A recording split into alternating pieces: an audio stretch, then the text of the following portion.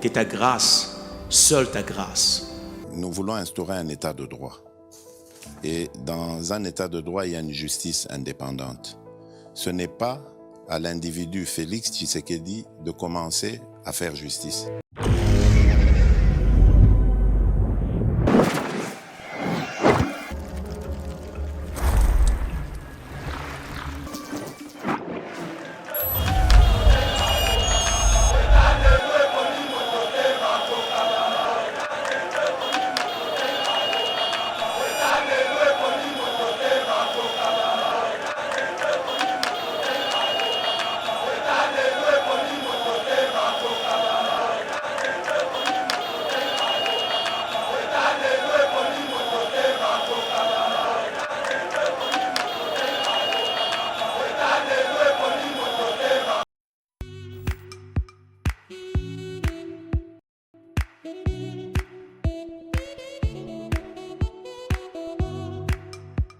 Docteur, Papa Tito souffre de l'hypertension artérielle, le diabète de type 2 et la prostate. D'après nos recherches, le complément alimentaire BioHerbs Cacao est la solution pour Papa Tito. BioHerbs Cacao est un cacao en poudre de première qualité, possédant des propriétés aphrodisiaques, naturelles et puissantes. Elle n'est comprend d'aucun colorant ou arôme artificiel. Profitez avec le meilleur cacao, savourez avec de l'eau, chaud ou avec du lait. Retrouvez dans ce cacao vos performances physiques. Soignez la prostate sans médicaments ni opération. Je vous recommande ce complément alimentaire BioHerbs Cacao. Dégustez le meilleur avec BioHerbs Cacao. C'est vraiment très bien. Parce que nous passons la fermentation, nous avons le baril, nous avons le sucre, donc tout ça, nous avons vraiment très bien. Maman, là on va passer à la question. Côté voilà, est-ce que c'est le divin? Mon amour, veillez la nuit. Nous sommes aux USA, en Europe, en France, au Canada et en RDC. Joindre via ces numéros.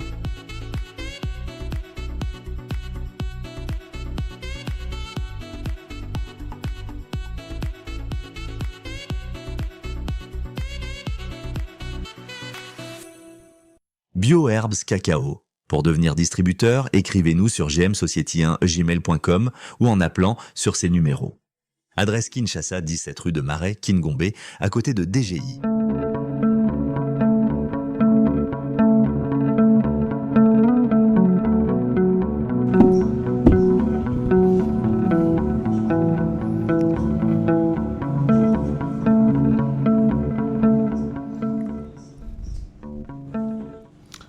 Mesdames et messieurs, bonjour et bienvenue sur Yeba TV, spécialement sur Éveil Patriotique, émission Nabino Bolingaka Mingi, Oyo et la Kabino, actualité politique Namboka République démocratique du Congo. Les lots Tozabongo, mercredi 31 juillet 2024, Bandeko, actualité et Zali Makasi Lelo. Restez branchés, connectés sur Yeba TV. On a s'abonner au Kena Lombango, s'abonner au Bengi Moutou invité, au partager le lien pour nous soutenir Bisso Yeba TV. Dans un plateau na Abécholé, Azasousi a représenté, c'est un communicateur de l'IDPS. Na yende toko développer, sujet au beaucoup découvrir na katia émission Yamokolo ya Lelo. Abécholé, bonjour, bienvenue sur Yeba TV. Merci beaucoup DG, merci ba internet nyonso balandaka biso na kati ya Yeba TV. Toza wana pona kolobaka la vérité, ko expliquer actualité politique ya mboka na biso. Très bien. Actualité politique eza bongo dominé na likambo euti koleka lelo. Tovandi ba imboka ba komi tout na ba question ebele. Tomoni maman Olive na interview. Azako décrier makambo yo selon ye batu ya IDPS plus précisément ya force du progrès ba yaki pona ko attaquer résidence privée na bango o eza na GLM mais avant de développer sujet wana to kende na lombango na régie to zwa interview ya maman Olive boyoka nini l'équipe penza na GLM selon explication ya maman Olive bongo toko yape to yoka ba oyo makambo ezolobama selon bato mosusu pe o bazaki wana sur le terrain bongo bo découvrir vérité na kati ya Yeba TV. On les a envoyés soi-disant pour venir m'éliminer physiquement ici. Ils étaient un nombre de combien? Bon, je ne sais pas estimer ils étaient un nombre de combien, mais ils étaient très nombreux. Les images, les quelques images qui ont été prises vers la fin, quand ils ont commencé à les maîtriser. Mais sinon, ils sont venus très nombreux. Il y a quelques images qui pourront témoigner de cette attaque. Hein. Et ils ont voulu commencer à jeter des cocktails pour d'abord brûler tous les véhicules qui se retrouvent ici à l'extérieur de la parcelle. Et puis, avec intention de forcer le portail pour rentrer jusqu'à l'intérieur de la résidence. Et en résumé, moi je dirais que tout ceci est la conséquence de la violation du périmètre sécuritaire de la résidence du président honoraire de la République démocratique du Congo, Joseph Kabila Kabange, qui, selon moi et pour moi, est et restera le père de la démocratie de ce beau et grand pays, la République démocratique du Congo. Nous allons résister parce que nous sommes dans notre pays. Nous sommes nés ici, au Congo. Nous avons grandi ici. Nous avons étudié ici. Nous produisons jusqu'aujourd'hui ici au Congo. Je ne sais pas si c'est ce genre de bandits qui peuvent nous convaincre d'abandonner notre pays et notre population. Non. J'interpelle le président de la République actuel. J'interpelle l'ex-ministre de la Défense, M. Jean-Pierre Bemba, qui, selon, entre guillemets, les informations reçues, ou était à la base de la destruction du périmètre sécuritaire de la résidence du président honoraire de la République démocratique du Congo, juste et seulement pour chercher la voie de passage de ce camion et aller construire sur son chantier qui se trouve à quelques mètres d'ici. Vous voyez maintenant les résultats de ce que vous avez cherché. Vous êtes content. J'en profite pour demander à Dieu, mon Seigneur, et faire les vœux que, mon Dieu, tous ceux qui veulent du mal à mon mari, à sa famille biologique, à sa famille politique, et de surcroît au peuple congolais, parce que le président Joseph a beaucoup de gens qui espèrent en lui. Je vous demande, Seigneur, dans votre justice, de vous en occuper, parce que il a mal fait de rendre certains importants. Il a mal fait peut-être de valoriser certaines personnes qui, de leur vie, ne pouvaient jamais imaginer même porter une veste et avoir le respect qu'ils ont aujourd'hui. Je suis personnellement contrarié et choqué de voir que l'on envoie des missions entières, puisque ça c'est la deuxième fois que l'on vienne attaquer la résidence pendant ma présence ici, et même quand nous sommes absents, parce que nous sommes libres de nos mouvements. La deuxième fois qu'on vient attaquer, je suis là, pour, soi-disant, la mission de m'éliminer physiquement. Personne n'est éternel sur la terre de Dieu. Nous sommes tous locataires. Mais en attendant, ces gens, les cadiotistes qui sont envoyés ici chez moi ne réussiront pas de nous éliminer parce qu'ils n'ont pas le pouvoir sur le souffle de vie. Ensemble avec leurs commanditaires. Seigneur, occupez-vous de tous. Parce que moi je crois et j'ai la foi que la justice divine va faire son travail. Voilà. Merci. Bien, Abbé Cholé. Maman Olive, Tomoni a se spécialisé dans la déclaration incendiaire contre le gouvernement. Pour moi, c'est très très dangereux. D'abord, Maman Olive a martelé sur violation volontaire. Il y a périmètre sécuritaire, il y a résidence, il y a ex-chef de l'État RDC, et puis a pointé du doigt le gouvernement ne baza sima ya makambo ekomelié baza bongo na posa ya ko éliminer Joseph Kabila. D'abord ceux qui ezali bongo dans un état de droit ba parti prise à la raté. D'abord si c'est que madame Olive Lembe azol bageza bongo nous condamnons cela. To boyango. Pendant première étape ba mona teke no to yaka ko yemba ko loba n'importe quoi. D'abord en tant qu'une femme parce que le président de la République respecte toutes les femmes. En tout cas, nous condamnons l'événement. Mais soit tu que tu es plus loin, tu se poser question, tu vas interpeller maintenant trois ministres Nabiso, c'est-à-dire les ministres de l'Intérieur, les ministres de la Défense ainsi que les ministres de la Justice. Parce que derrière cette déclaration, il y a un complot, soit contre le régime ou soit contre la personne du président Félix Tshisekedi. Bango va diaboliser IDPS. Ata mutango qui attend la té. Ata mutango balobi que vraiment école primaire à l'école a été. Moutou oyatindi bino parce que vous citez les noms de l'IDPS pour viser les chefs de l'État. Donc Moutou azotinda Moutou qui est pour attaquer Madame Olive Lembe atindi lisusu alati sena ba polo naï.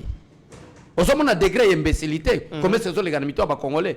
Moutou atindi dokola ngana zabo inatindi batu bokende ko bomba. Na polo IDPS. Na ba polo. Voilà. Osomona déjà que ça lokuta. Deuxième élément, otozo se poser question poto yebisa bandeko na biso bobanga te c'est pour ma dernière fois ya koloba so eloko yo. Soki na yelobi na ko répéter ngote na koloba makamba bozo baboya pamba te. Deuxième élément, DG Shadrack.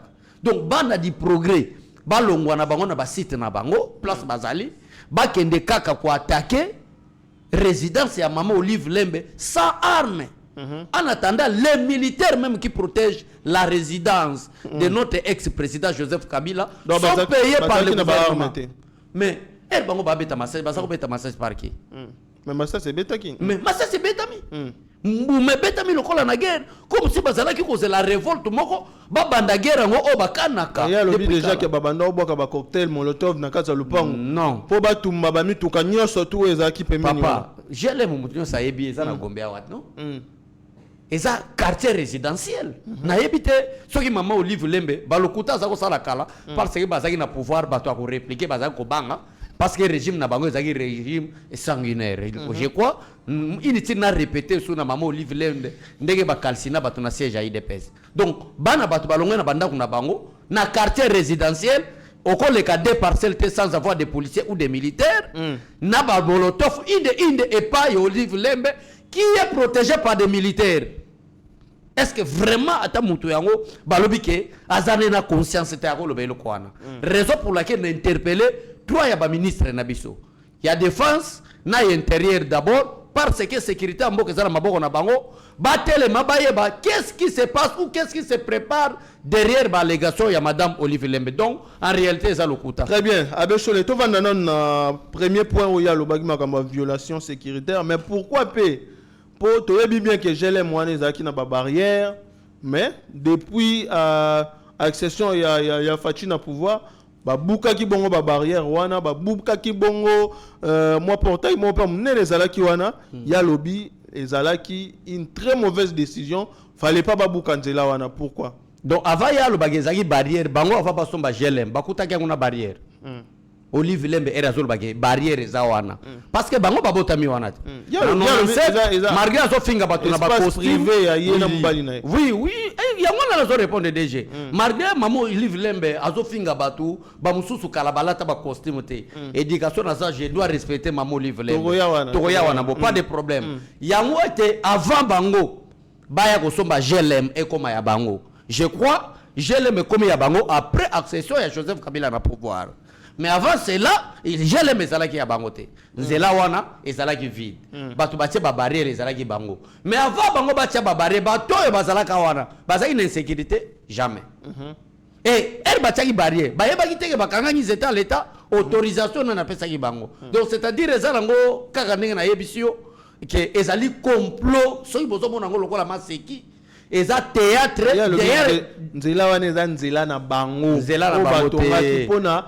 Na 1997 tango Joseph Kabila ye pouvoir azaki atana demi parcelle na masina te. Eza nzela na bango ndenge nini.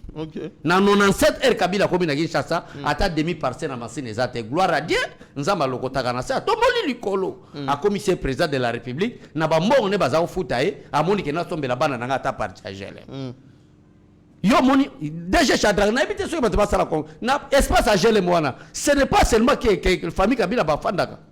Et ça la famille Kabila il y a des familles tout autour.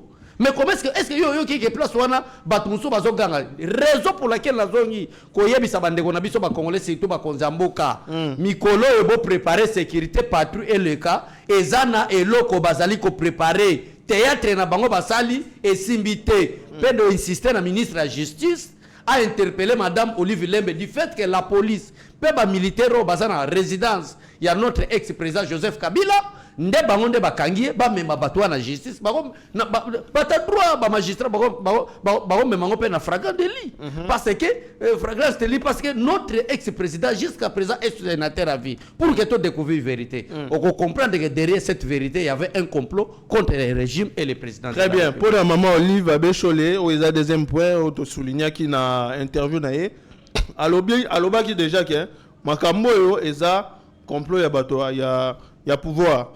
Mais à citer quelques combos, tout le monde a cité bongo Jean-Pierre Bemba. À lobby, c'est Jean-Pierre Bemba qui était derrière ordre wana Yakobuka, ma barrière Yakobuka, même clôture bango bataki. Pourquoi? Parce que Abanda qui déjà préparé ba complot naé en partenariat na ba milice wana tout. Ils ont déjà complot qui préparé par Jean-Pierre Bemba. Non. Réponse les amis. Ah, c'est la Jean-Pierre Bemba Makamoute. N'a pas porte-parole à Jean-Pierre Bemba. Mais du fait que c'est l'un des leaders de la République démocratique du Congo, il faut tout le bélango DG Shadrach. Complot pourquoi? Maman Olive Lemba a habité sur Maman Olive Lemba Fandaka Atanga Mibe Kwamboka. Parce que na Mibe Kwamboka, c'est clair que Kabila Matakita. A Rotikozonga président Nambogo. Il y a Jean-Pierre Bemba apparemment à la Rana Kanda Joseph Kabila. Jean-Pierre Bemba. Ah! On a fois barré Kaka. Qui a lobby que Jean-Pierre Bemba Zanakana c'est que ça qui complot arrestation Jean-Pierre Bemba par Kabila dans ce pays parce que en dehors de ça mais n'ayebite mais d'abord la vengeance c'était Jean-Pierre Bemba d'abord ce n'est pas Jean-Pierre Bemba. Nous défendons Jean-Pierre Bemba. Jean-Pierre Bemba jusqu'à présent va calculer la Kabila. D'ailleurs, qui même ex-secrétaire général IDPS, Augustin Kabouya, n'a pas fait la déclaration que Kabila qui m'a n'ambokao, ça passait par le service à sécurité. Ex-secrétaire général. Oui, ex-secrétaire il n'est plus secrétaire général. Donc ex-secrétaire général, Bisson Denga Lobaga que Kabila a kimi n'amboka parce que awa batunyoso, toroba que Kabila kokufa na masumo nae. Mutumoka koluka Kabila na mabe président de la République son excellence Félix Antoine Tshisekedi Tshilombo a calqué la Kabila ate. Parce qu'aujourd'hui, l'armée est sécurisée, et la police ainsi que le service de sécurité, et Zali n'a pas président Félix Tshisekedi. Et le gouvernement est dans la Mabokonae. Soit à la poste à monter Mamabé contre Joseph Kabila, ou soit Olive Lembe. DG, tous à vraiment des hommes scientifiques. Pour gagner quoi? Ou soit Olive Lembe a l'Assemblée, soit Olive Lembe a tanga mibe kwa mbokate. Donc Kabila ta koufi, bakundi abimika na komba Kabila comme sous-président. C'est interdit par la Constitution. Donc c'est-à-dire elle n'a pas expliqué na peuple congolais pour dire que ce n'est pas un danger contre le régime ya Tshisekedi par rapport à l'élection ou soit par rapport aux hommes en pouvoir. Mais pourquoi aucun Congolais sous combo à Jean-Pierre Bemba? Déjà Shadrach n'y a rien. botika bana bato di force du progrès dozo côté la bangote na début émission to bandaki ko insister ko loba été to condamner acte wana mais to fandi to tali vidéo to raisonner to moni que il y a un complot contre le président de la République armé na biso na ba service à sécurité ainsi que ba service à renseignement basta la keba. Très bien, abe Choleto le belana nous point au sous ça a vraiment attiré mon attention. Maman Olive, bon, à rappeler Bisso Sousuke, Joseph Kabila, c'est le père de la démocratie. On lui doit quand même beaucoup de respect par rapport à Oyo Asali Namboka Congo. Yende m'a permettre que changement il y a atika pouvoir, président Moussousoupé aya démocratie kota Namboka. Est-ce qu'elle est là au vu il y a gestion, il y a mandat, il y a Joseph Kabila. On peut confirmer que c'est vraiment le père de la démocratie. Ce qui au moni mutu azobenga Joseph Kabila père de la nation, ce que la radiambate, c'est qu'il y a un problème, père de la démocratie. Voilà, nazo expliqué na bandeko clair. D'abord, entrer à pouvoir à Joseph Kabila, c'était par un coup d'état en 2001. Ça c'est tout le monde connaît que s'il n'y avait pas la mort de Laurent Désiré Kabila, Joseph Kabila n'était comme appelé président de la République. Donc il y avait un coup d'état, après ce coup d'état, Joseph Kabila comme président. N'a fait un mandat naïe. Constitution et le but clair DG Shadrach, le mandat du président de la République est de 5 ans, renouvelable une seule fois. Du fait que si, malgré par faute, ou par des erreurs, ou par des irrégularités, a gagné l'élection en 2006, par même irrégularités, les erreurs ou des fraudes, a gagné l'élection en 2011, on n'en disconvient pas. Mais Kabila, tokoka qui ko reconnaître mo oyo Olive Lembe azobi miserabi so appel de la démocratie so qui élection et l'alternance au bango babete la tolo et ça démarqué en 2016. Dès 5 ans renouvelables une seule fois et c'est là qui le 19 décembre 2016.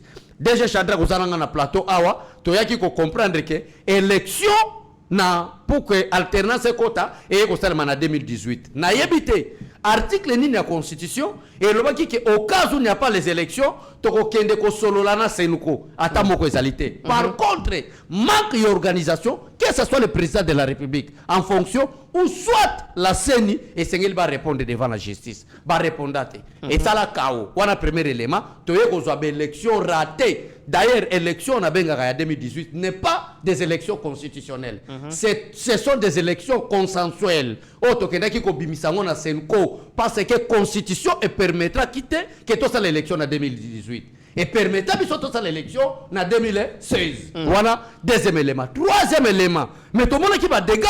Mais pourquoi Madame Olive Lembe, Azobenga Joseph Kabila Nani, père de la démocratie? Il y a bateau armé à Joseph Kabila et Tumba Bango le 19 septembre 2016. Pouvoir, il y a président Félix Tshisekedi. Et ça lui pouvoir, il y a alternance par Joseph Kabila. Mais ça lui pouvoir, il y a Makile Zako Ganga. Oh, armé à Joseph Kabila à l'époque et Kalsina Gabato et Boma Bato. Oyebi ke na ba mamelo bakufa pour kaka baloba ke ngongano e kokisima zela sala nini kende ba mamelo bakufa tant d'autres personnes makila de gangaki pour que tout le balelo que alternance et salema mais ce n'était pas de propre volonté de Joseph Kabila. Alors pourquoi l'appeler père de la démocratie? Zéro wana yemo konde ayebi yemo ayebi sentiment ya koloba maman Olive Soukika wana te il y a une déclaration vraiment et ça n'a pas. Alobi, Joseph Kabila a mal fait de rendre certaines personnes importantes. Des personnes qui ne pouvaient même pas imaginer porter une veste. Les lots bakomi important, les lots bakomi ko s'attaquer na muto ataki bango place wana azolo bilana nani et pour quelle fin? Na niveau ya maman Olive, ex-première dame, est-ce qu'elle peut se permettre de tenir des propos, il y a niveau, il y a bassesse, il y a modèle. Vraiment. Donc, Maman Olive Lembe le important. Voilà, je pense qu'il fait allusion à battre pouvoir. À tout ça, l'allusion pas parce que dans 97, moi, même Zoé Kabila, qui est le petit frère propre à Joseph Kabila, à l'écran à télé 50, Batounaï. Steve Konde a proposé Bissona nous photo moko ya Joseph Kabila. Voilà. Tango ayaki ba veste o ya banako lata total nanu. bato bazomona déjà bazobalanse yango déjà beshole na siri yo mpo moni déjà photo yango tala nanu modèle ya veste oyo ya lati mpo ye ayaka azalaka déjà na nyonso mpo akoma kose permettre ya kokritike bato alobake baimaginaka même pas kolata baveste tala nanu ye Joseph Kabila tala ndenge bando kolata eza pasi DG nous sommes des hommes scientifiques batebele balanda biso tokosa la polémique à bilambate mais nazo regretter première dame honoraire azo lobela biso na télévision na vidéo bat pamoni costume veste c'est quoi une veste première dame quelle bassesse madame Olive Lemba kitatina bassesse. Pourquoi madame Olive Lembe alinga fongola ba porte pour que n'importe qui abimisa buzo ba ko attaquer par rapport ya bassesse abimisa na maloba nae veste. Bon, parlons d'abord de veste. Kabila na 97 apporta veste ne. Avant tout mon veste bien na 2008, 2006. Et ça na veste. Na yebité. Ce que aussi Kabila ya 1997 na tonalité change Kabila ya même na tonalité amabe mais veste au Steve Konda wala ça na moni za yete même veste wana on dirait ça veste ya satana numéro na été koloba ya été trop dur comme si bazala ki ko reconnaître était numéro veste nini ala ataka soko bendi ozume bien ça benda ki ya vieux musée te boy na yebi pete vieux musée elinga ke zipa e mobimba ba dimnya ki bon soko ya vieux musée c'est ba dimnya ki donc c'est-à-dire toko lobela biso terme ya veste te parce que soko to lobi ke to loba makamba veste toko kende plus loin ça veut dire que kolobate bon à ça allusion na bata pouvoir c'est-à-dire na régime à rendre batunso importance il fait allusion à alternance parce qu'il na président Félix Tshisekedi maman Olive Lembe mutako sauter pendant que Tshisekedi wa mulumba na ba Félix baso kende Europe Belgique mobali no peut-être na yebite soki tozokosa mais des fois que son âme repose un peu azago yebisa biso ke ye mobali na azagi chauffeur pendant que Félix Tshisekedi azo ba avion azo kende poto donc eza babilo moko trop bas ya kolobela na niveau oyo ya première dame honoraire ako bimisa ba bassesse wana te donc je regrette et je suis désolé vraiment et je regrette pourquoi Nabenga était première dame à l'époque. Très bien. Abeshole, tomoni sikoyo, batu bazaki wana sur place, ta makambo ezo salama. Vidéo bimi na toile et ko contredire makambo maman Olive aye ko brandir biso na toile. Vidéo ezali apparemment problème o eleki na GLM ezaki nango bitumba oyo ezadi na conflit parcellaire. Et salamaki bongo na résidence ya Kamoul bako wela on a ressortissant israélien moko tous on a no élément pas Steve Konde total là na image to komona deux camps bako bunda mais salamaki pembeni ya GLM mais pona nini maman Olive ye ko récupérer le baké ba attaquer résidence là Steve Konde proposé biso na vidéo wana comme ça to yozonga to analyser. Nous avons un désordre, bataille d'EPS, bah comme ça dans le Pangouya.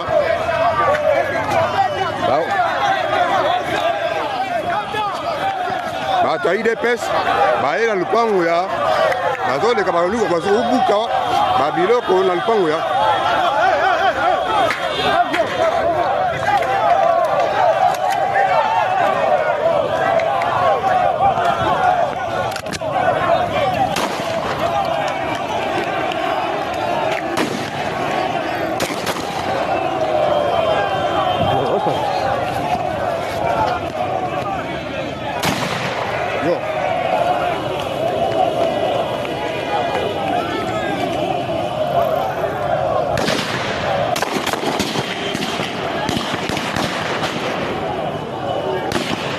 Bangoyo, bah comme ça désordre dans le Pangou. Maman.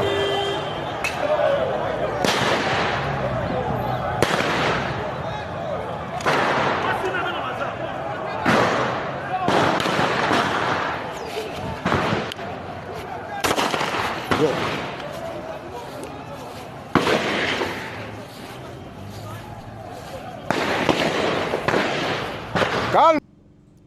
Très bien. Abeshole, biso toza wana pona ko analyser, mais ce qui totali bien vidéo oyo, to komona bien eza na deux camps ba ko bunda to confirmer le côté mais to remarquer kaka to constater kaka que deux camps ba ko bunda na Jelem mais selon ba source na biso ba lobby eza conflit parcellaire entre monsieur Kamoul na résident israélien moko et salami pembeni ya Jelem mais bizarrement maman Olivier a sali peut-être récupération politique alo ba été attaqué Jelem abe chololobini ngai na qualité na communicateur à IDPS et façon na yebi comment est-ce que Kabila géraka ata bato babe yango récupération politique oui bien sûr récupération politique mais après ces récupération politique il prépare quoi wana na qualité na nga analyse na nga personnelle en tant que communicateur ya IDPS. C'est comme si bazaki déjà na projet na bango moko et tombé justement eloko salami voilà to profiter de eloko yo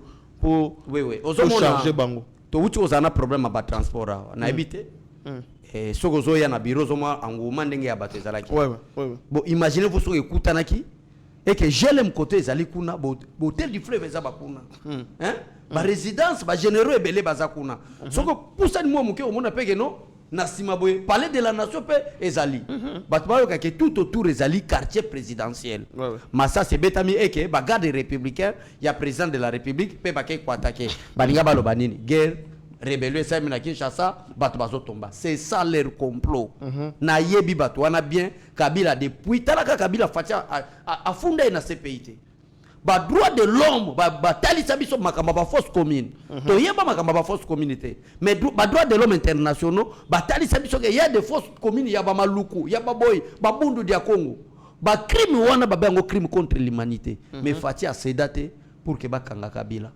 siko mais imaginez-vous Kabila qui m'a Congo pourquoi on comprend que Moutoza donc c'est-à-dire il n'était pas sûr bato FCC Mobimba y compris chef na bango bazala qui sûr que Fatia ko soit premier mandat ou deuxième mandat ba moni deuxième mandat ba non armée comme makasi la police ba ko kanga voilà donc c'est-à-dire tout cela est à la conflit il y a des parcelles Olivier Masali récupération politique ba service à sécurité des jeunes ont insisté ba comprendre que il y a un complot biso le toza déjà pour annoncer alerte na biso pour que ba yeba.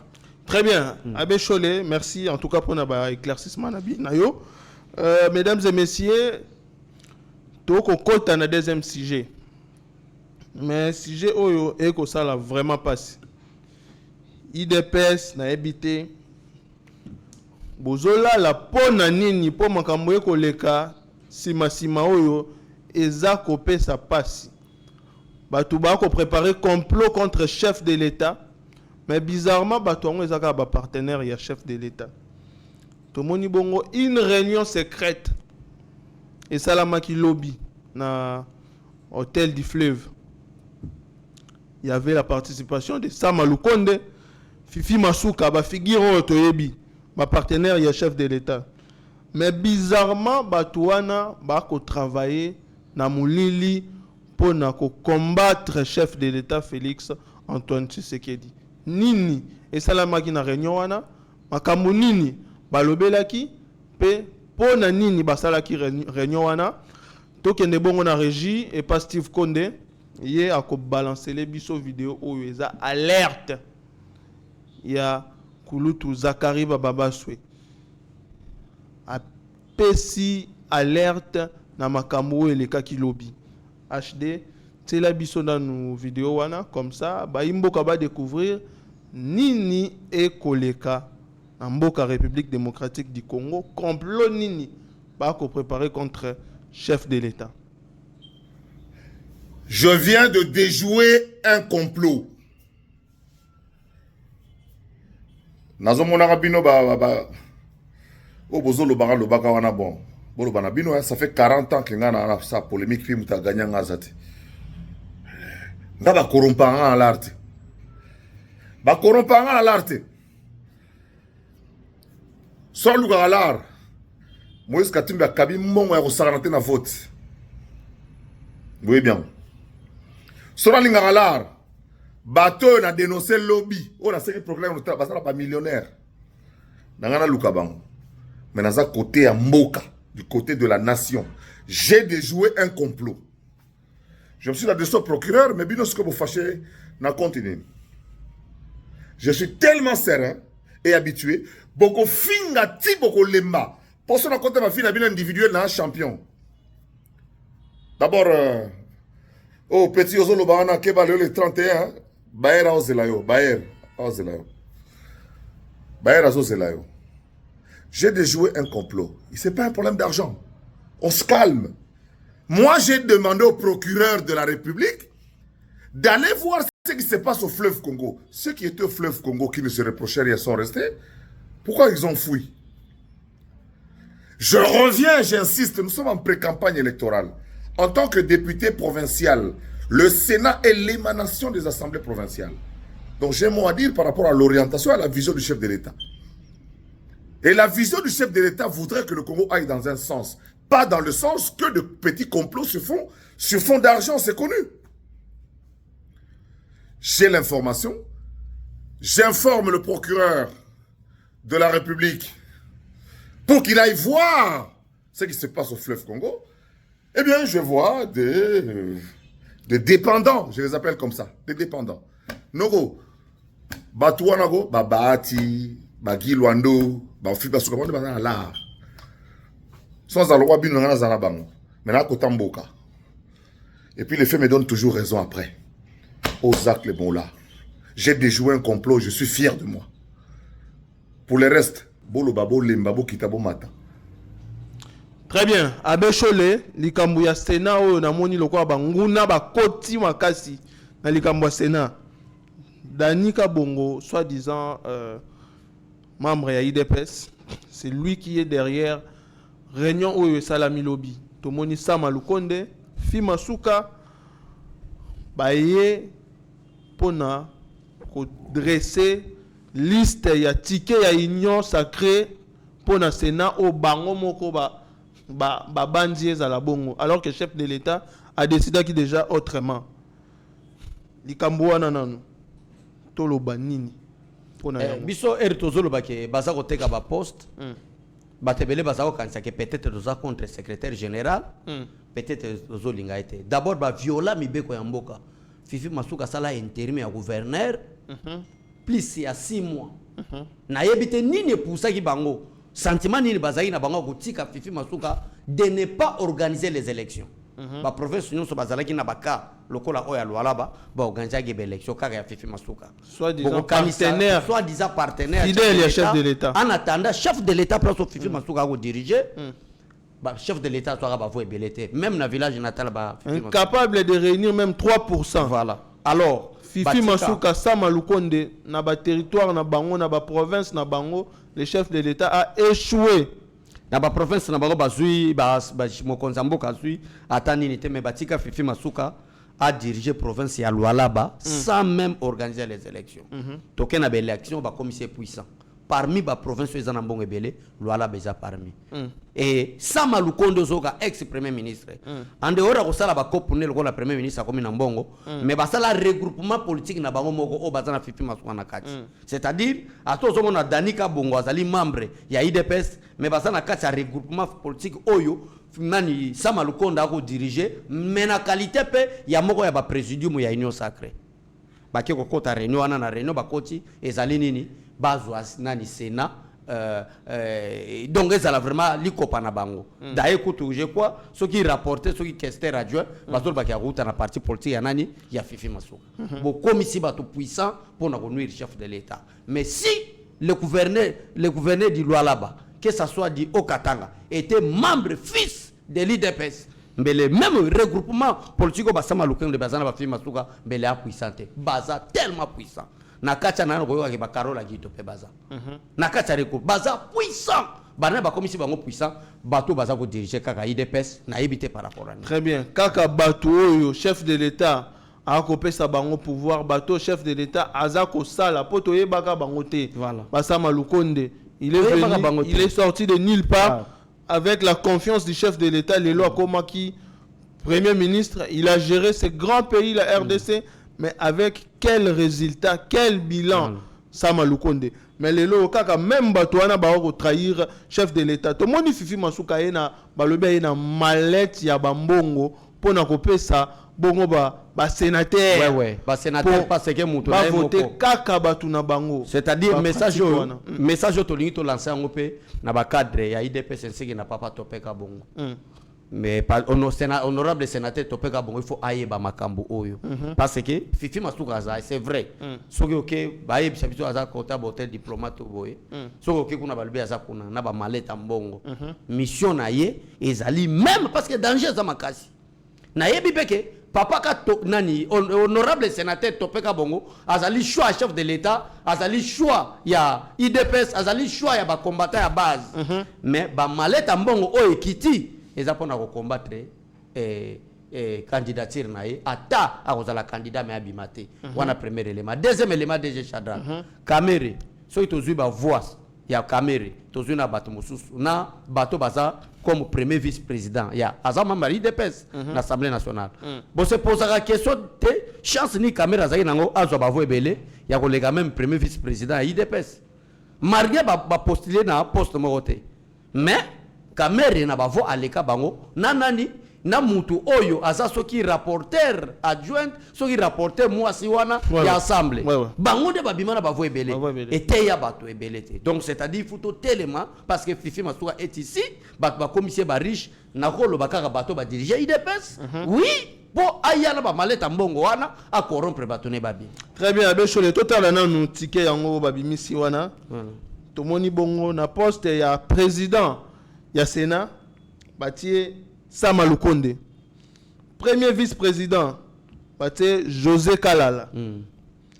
Deuxième vice-président, Bati Lukwebo. Rapporteur, Baende. Questeur, Moïse Okumbu. Et puis questeur adjoint, Moutazoyango, Fifi Masuka. Où est la place de l'IDPS? Il n'y en a pas. Fifi Masuka. Au Bossani. Bola Mounioso o facha salela yo Sama Lukonde Obosani vision ya chef de l'état o yo obandaki ko gagner la bato awa non je travaille derrière la vision du chef de l'état lelo obosali liste IDPS ça se retrouver nulle part et puis Danika Bongo soi-disant membre ya IDPS tu acceptes que bato ba sala ticket na bango IDPS ça se retrouver te o za makambo soni ya beshole. Voilà, et ça m'a moko ya Sony makasi tozaki na biso maloba parce que tosalaki déjà combat ya makasi. Non, l'IDPS se retrouve nulle part lelo. Wana ngai vraiment nako lobate nako lobelo côté et bio moko moni déjà complot contre le chef de l'état où était peut-être le secrétaire général Augustin Kaboye. Dans tout cela dans il tout était ça. C'est le mouton na kacha nyo sacré. Ou azako mona chef de l'état pamba na ba président mon soye. Ata na qualité na ye parce que batnyo bazako pesa confiance. Bango ba kabina bango ba poste Augustin Kabuya ako pesete lelo toko découvrir na complot ba salizak la lobi makamba sola et loko do na classification na aucun membre de l'IDPS et puis baza bango baza regretter et puis à un moment donné na regretter et ça langa passi et pousser nga na bimisa maloba mususu ba ko kanganga pamba c'est regrettable le parti au pouvoir nazo yebisa yo DG Chadra ça manque à respect pas chef de l'état en dehors manque à respect chef de l'état même pas parti de presse oui en dehors manque à respect nous soana mais sengeli bato pe baye ba ke pouvoir un jour ici là bato bomo na lelo ba collaborateur na bino lobi ba onyo ko la bino so ba konza parti ba fongoli misote bato oyo ba ko piétiner pouvoir ba ko piétiner bongo le chef de l'état na parti na IDPS. Alors, tosengi na ba combattant ba telema. Tosengi na IDPS Bola Mouka. Secrétaire général Augustin Kabuya tala makambo ekoleka. Oyo eza yonde faut jouer politique na makambo oyo. Comment ça se fait que na ticket ya Sénat IDPS se retrouver nulle part? On ne peut jamais accepter makambo oyo. Jamais. Alors base à IDPS totalement bécholé mais quand même na Sénat wana IDPS a majoritaire. L'IDPS a beaucoup de sénateurs. Est-ce que yo moko moni ba sénateur à IDPS bazo se revendiquer? Ba sénateur ba sénateur on ba bike photo liaka mbongo. To liaka mbongo. Peut-être ba konzi na biso batinda biso bango pe basala nini ba liaka. Biso beto lia histoire comme bongo. To politique na mboko comme maka. Ozo monate. To liaka. Aucun sénateur de l'IDPS à part topeka bongo to monate lema. Kaka topeka bongo. Sénateur. To moni ka topeka bongo. Ba sénateur wana msuboza wapi? Topeka bongo abunda ye moko. Voilà. eza passe. Abe Chole, tokomi na biso na suka ya émission ya lelo, na ebité moi liloba ya suka avant to clôturer mais makambo yekoleka ko ça passe, il faut ko sensibiliser base ya IDPS, faut ko sensibiliser ba sénateur ya IDPS, faut ko sensibiliser vraiment ba combattant totalement, to soutenir bana ya IDPS, to soutenir vraiment bato ba ko travailler pour na chef de l'état Abe Chole. Ouais, vraiment merci na plateau na yo, merci na Steve Konde, merci na Shadrach. Après mission, je crois que vraiment si vous n'êtes pas abonné, abonnez-vous massivement pour que chaîne Nabiso commence son audience. Très bien. Donc comme bon na suka ya émission Nabiso, mais te rappeler ticket ya Sénat Oyo, IDPS il faut se retrouver. Batu ba ko combattre ba candidat ya IDPS. Mingi le seul candidat au atelemi pour na likambu ya Sénat au Topenka Bongo. Topenka Bongo doit être élu. Qu'est-ce muto ko combattre et azate, muto ko intimider pe azate pour Topenka Bongo aza fils idéologique ya Etienne Tshisekedi. Ye aza mwana ya IDPS Steve Konde tela biso na nu photo wana ya Topenka Bongo bato ba mona place nini Topenka Bongo auta. Seigneur, que ta grâce à l'époque très jeune, mais déjà dans le combat avec l'IDPS. Siko mutu aboye, batu aboye nebino, toko benga bino bakuya kuya boye, bobundi pete boye bi passe ya combat ya IDPS te, boye kaka bolingi bo bénéficier d'un pouvoir à IDPS gratuitement. Non, ce n'est pas l'argent qui donne le pouvoir, ce n'est pas l'argent. Le pouvoir est un résultat ya combat.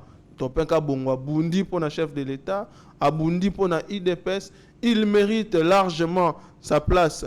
L'IDPS et bundi makasi botika ba candidat à IDPS ba briguer ba mandat na bango parce que ba ko mérité yango.